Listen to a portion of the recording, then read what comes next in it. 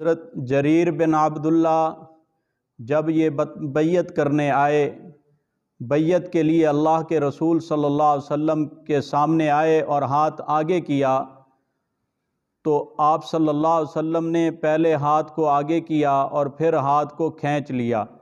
کہا اللہ کے رسول یہ کیا؟ فرمایا میں بیعت اس وقت قبول کرتا ہوں، پہلے ایک وعدہ کرو مجھ سے۔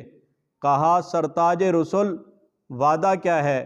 فرمایا ان نصح لکل مسلم، وعدہ کرو میں ہر مسلمان کے ساتھ خیر خواہی کروں گا۔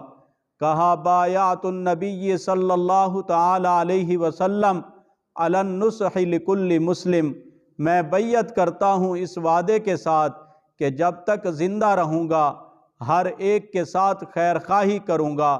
پھر دیکھیں اس وعدے کو حضرت جریر نے کیسے نبھایا یا کیسے خیر خواہی کی۔ غلام کو بھیجا گھوڑا خریدنے کے لیے، غلام نے 300 درہم کا گھوڑا خرید لیا۔ غلام گھوڑے کو اور گھوڑے کے مالک کو لے کر آیا اور کہا لیجئے جی جناب، میں نے 300 درہم میں یہ گھوڑا خریدا ہے۔ گھوڑے کو دیکھا تو بہت اچھا ہی گھوڑا تھا اور سوچا دل و دماغ کے اندر کہ اس کے اندر کوئی نہ کوئی مسئلہ ضرور ہے۔ مالک سے پوچھا آپ کیوں اس گھوڑے کو بیچنا چاہتے ہیں؟ مالک نے کہا مجھے کوئی ضرورت ہے، پریشان ہوں۔ کہا پھر میں آپ سے ایک بات کرنا چاہتا ہوں۔ جی کیجئے، کیا بات ہے؟ یہ گھوڑا جو میرے غلام نے تجھ سے 300 درہم کا خریدا ہے، مجھے کیا آپ 400 درہم کا دینا چاہتے ہو؟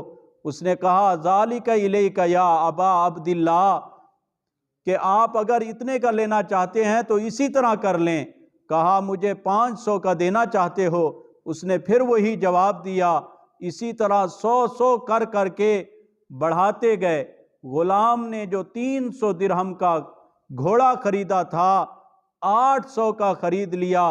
دیکھنے والوں نے دیکھا، انہوں نے کہا اس مالک سے تو اچھا غلام ہے جو 300 کی 800 والی چیز لے کے آیا تھا اور اس نے 800 میں دوبارہ خرید لی۔